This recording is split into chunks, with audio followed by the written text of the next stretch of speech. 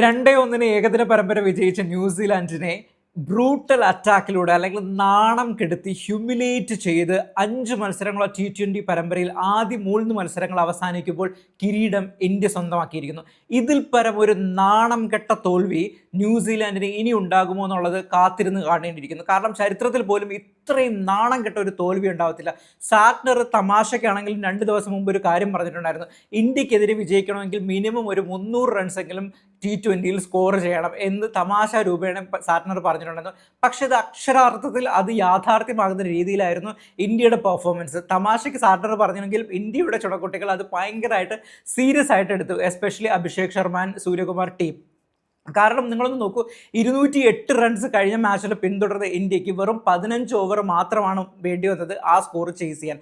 ഇവിടെ 153 runs score ചെയ്യാൻ 10 over മാത്രമാണ് ഇന്ത്യക്ക് എടുത്തത്. 10 ഓവറിൽ 153 റണ്ണ് ഇന്ത്യ ചേസ് ചെയ്തിരിക്കുന്നു. അൺബിലീവബിൾ, ഒരിക്കലും വിശ്വസിക്കാൻ പറ്റാത്ത അത്രക്കുള്ള ബ്രൂട്ടൽ അറ്റാക്ക്.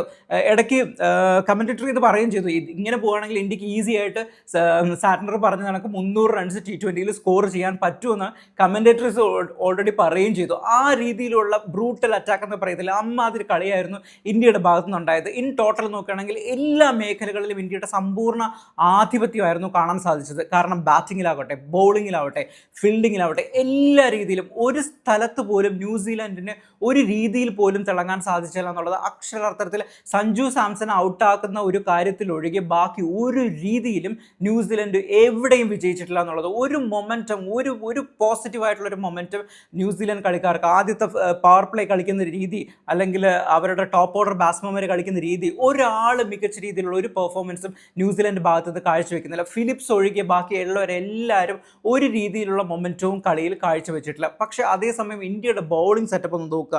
ബുംറ തിരിച്ചു വന്നത് എല്ലാവർക്കും അറിയാം. ബുംറയുടെ ബൗളിംഗ് രീതി നോക്കി, വെറും 17 റൺസ് വിട്ടുകൊടുത്തിട്ട് വെറും 17 റൺസിന് 3 വിക്കറ്റാണ് ബുംറ എടുത്തേക്കുന്നത്. രവി ബിഷ്ണോയി 4 ഓവറിൽ 18 റൺസ് മാത്രം വഴങ്ങി 2 വിക്കറ്റ് എടുത്തിരിക്കുന്നു. അതോടൊപ്പം തന്നെ ഹാർദിക് പാണ്ഡ്യ 3 ഓവറിൽ 23 റൺസ് മാത്രം വഴങ്ങി 2 വിക്കറ്റ് എടുക്കുന്നു. എക്സ്ട്രാ ഓർഡിനറി ബൗളിംഗ് എന്നൊക്കെ പറയത്തില്ല, നമ്മൾ ഡ്രീം ചെയ്യുന്ന ബൗളിംഗ് പെർഫോമൻസ് ആയിരുന്നു ഇന്ത്യയുടെ ഭാഗത്തുനിന്ന് വന്നത്. ഇനി നേരെ ബാറ്റിങ്ങിലേക്ക് പോവുകയാണെങ്കിൽ പറയേണ്ട ആവശ്യമില്ല. അൺഫോർച്ചുനേറ്റ്ലി സഞ്ജു സാംസന്റെ ഫോം വീണ്ടും കണ്ടിന്യൂസ് ആയിട്ട് വീണ്ടും താഴോട്ട് തന്നെ പൊയ്ക്കൊണ്ടിരിക്കുകയാണ്. ആദ്യ ഇന്നിങ്സിൽ 10 ആയിരുന്നെങ്കിൽ രണ്ടാം ഇന്നിങ്സിൽ 6 ആയി. ഈ മൂന്നാം ഇന്നിങ്സിൽ ഗോൾഡൻ ഡക്കായി സഞ്ജു സാംസൺ ഔട്ടായിരിക്കുകയാണ്. അത് മാത്രം മാറ്റി നിർത്തി കഴിഞ്ഞാൽ അത് നമുക്ക് ഒരുമാതിരി കണ്ണുവിടാതിരിക്കാൻ വേണ്ടി, ഇന്ത്യൻ ടീമിനെ കണ്ണുവിടാതിരിക്കാൻ വേണ്ടി എടുത്തതായിട്ട് മാത്രം നിങ്ങൾ നോക്കിയാൽ മതി, വിഷമിക്കേണ്ട. അത് കഴിഞ്ഞ് അല്ലെങ്കിലും സഞ്ജു സാംസന്റെ ഫ്യൂച്ചർ എന്താണെന്ന് നമുക്കിനി കാത്തിരുന്ന് കാണേണ്ടിയിരിക്കും. വേൾഡ് കപ്പിലേക്കുള്ള സ്ക്വാഡിൽ ഇനി സഞ്ജു സാംസൺ ഉണ്ടാകുകയില്ല എന്നുള്ളതെല്ലാം നമ്മൾ കാത്തിരുന്ന് കാണേണ്ടിയിരിക്കുന്നു. Let's back to the matter.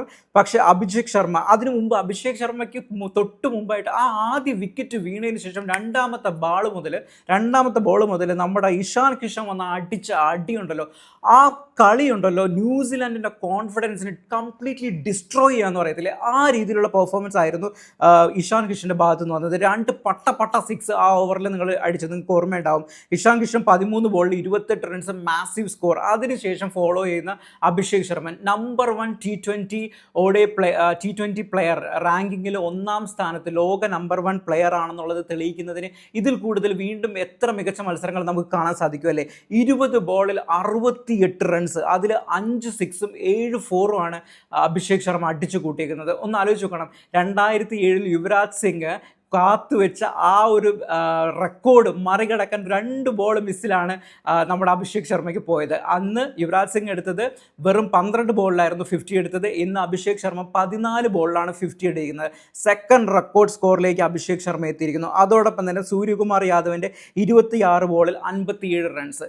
ഇതുപോലൊരു ഹ്യൂമിലിയേഷൻ ഇനി ന്യൂസിലാൻഡ് ടീമിന്, അതും ഇത്രയും സ്പെക്ടാക്കുലർ ആയിട്ടുള്ള പ്രൊഫഷണൽ ആയിട്ടുള്ള ന്യൂസിലാൻഡ്, നമ്മളെല്ലാവരും പ്രതീക്ഷിച്ചതാണ് അടുത്ത കളിയിൽ ന്യൂസിലാൻഡ് തിരിച്ചു വരും, അല്ലെങ്കിൽ അടുത്ത കളി തിരിച്ചു വരും എന്നുള്ള രീതിയിൽ നോക്കിക്കൊണ്ടുമ്പോൾ ഒരു കോൺഫിഡൻസും ഇല്ലാത്ത രീതിയിൽ ഇന്ത്യക്ക് വേണ്ടി മാത്രം കളിക്കുന്ന ഒരു രീതിയിലായിരുന്നു ന്യൂസിലാൻഡ് ബൗളേഴ്സ് ആണെങ്കിലും ബാറ്റ്സ്മാൻമാരാണെങ്കിലും ഒരു രീതിയിലുള്ള മൊമെൻറ്റും ന്യൂസിലാൻഡിൻ്റെ ഭാഗത്തു നിന്ന് കണ്ടുപിടിക്കാൻ സാധിച്ചില്ല. അതുകൊണ്ട് തന്നെ മാസീവ് വിക്ടറി, 2-1 ഏകദിനത്തിൽ ഇന്ത്യയെ തോൽപ്പിച്ചതിൻ്റെ എക്സ്ട്രാ പകരം വീട്ടുക എന്നൊക്കെ പറയത്തില്ലേ, അതിൻ്റെ പകരം വീട്ടലെന്ന് പറയുന്ന ഒരു നോർമൽ വാക്കായിരിക്കും. പകരം വീട്ടലൊന്നുമില്ല, അതിനും അപ്പുറത്തേക്ക് നാണം കെടുത്തി വിടുക എന്നുള്ള രീതിയിലേക്കാണ് ഇന്ത്യൻ ബാറ്റ്സ്മാൻമാരും ഇന്ത്യൻ ബൗളേഴ്സും ഇന്ത്യൻ ഫീൽഡേഴ്സും ടീം ഇന്ത്യ ചേർന്ന് ന്യൂസിലാൻഡിനെതിരെ നടത്തിയിരിക്കുന്നത്. ഓവറിൽ 153 റൺസ് ചെയ്യുക എന്ന് പറയുന്നത് നമ്മളൊക്കെ ഡ്രീം ചെയ്യുന്ന ഒരു മാറ്റർ ആയിരിക്കും. അതാണ് ഇപ്പോൾ ഡ്രീംസ് കപ്പ് സ്ട്രൂ മൂവ്മെന്റിലേക്ക് ഇന്ത്യൻ ടീം കൊണ്ടെത്തിച്ചിരിക്കുന്നത്. ഇനി 2 മത്സരങ്ങൾ കൂടെ മാത്രമാണ് ബാക്കി നിൽക്കുന്നത്.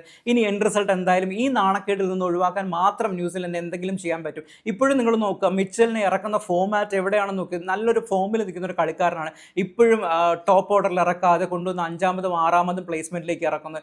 എന്ത് ബാഡ് ഡിസിഷനാണ് സാറിൻ്റെ ഭാഗത്തു നിന്നുണ്ടാകുന്നത്. ഫീൽഡിങ്ങിൽ എക്സ്ട്രാ ഓർഡിനറി നിൽക്കുന്ന ഒരു പ്രൊഫഷണൽ ടീമാണ് ന്യൂസിലൻഡിൽ. Look at the fielding. ഈ 3 മത്സരങ്ങളും എന്തോരം ക്യാച്ച് ഡ്രോപ്പേഴ്സ് ആണ് ഉണ്ടായി. ഇന്ന് തന്നെ എന്തോരം മിസ്ഫീൽഡുകൾ ഉണ്ടാകുന്നത്. ഇന്ന് ആകെ കയ്യിലോട്ട് പോയത് 1-2 ബോളാണ്, അത് തന്നെ മിസ്ഫീൽഡ് ഉണ്ടാകുന്നത്. സോ ഒരു രീതിയിലും ന്യൂസിലൻഡിൻ്റെ പെർഫോമൻസ് നമുക്ക് അക്സെപ്റ്റ് ചെയ്യാൻ പറ്റത്തില്ല. അവരുടെ മാച്ച് ഇതൊന്നും അക്സെപ്റ്റ് ചെയ്യാൻ പറ്റത്തില്ല. കാരണം ഒരു രീതിയിലുള്ള ഒരു ക്വാളിറ്റിയും ഒരു പ്രൊഫഷണൽ ലോകോത്തര ക്വാളിറ്റിയും ഒന്നും ന്യൂസിലാൻഡിൻ്റെ ഭാഗത്തു നിന്ന് ഉണ്ടാവുന്നില്ല എന്നുള്ളതാണ് സത്യസന്ധമായ കാര്യം. ഇങ്ങനെ പോയി കഴിഞ്ഞാൽ ന്യൂസിലാൻഡിൻ്റെ വേൾഡ് കപ്പ് അല്ലെങ്കിൽ വേൾഡ് കപ്പ് നേടുക എന്നുള്ള ആ ഒരു ലക്ഷ്യത്തിലേക്ക് എത്തുന്നത് വളരെയധികം ദുർഘടകരമായിട്ടുള്ള സിറ്റുവേഷൻ ആയിരിക്കും ന്യൂസിലാൻഡിൽ ഉണ്ടാവുക.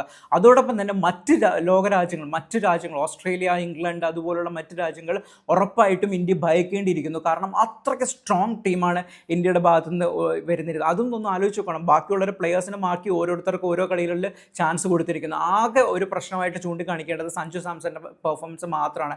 അതെന്തായാലും വരും ദിവസങ്ങളിൽ മിക്കവാറും ഇനിയുള്ള 2 കളികളിലും കൂടെ അവസരം കൊടുത്തതിന് ശേഷം അതിലും ഒരു രീതിയിലുള്ള മൊമെന്റും സഞ്ജു സാംസനെ കാഴ്ചവെക്കാൻ സാധിച്ചില്ല എന്നുണ്ടെങ്കിൽ സഞ്ജു സാംസൺ വേൾഡ് കപ്പിൽ കരക്കിരുന്ന് കളി കാണേണ്ടി വരുന്നുള്ള അവസ്ഥയിലേക്ക് പോകും. എന്തായാലും വീഡിയോ ഇഷ്ടപ്പെട്ടെങ്കിൽ ലൈക്ക് ചെയ്യണം. അതോടൊപ്പം ചാനൽ സബ്സ്ക്രൈബ് ചെയ്യാനും മറക്കരുത്. അടുത്ത വീഡിയോ ആയിട്ട് വീണ്ടും കാണാം. ബൈ.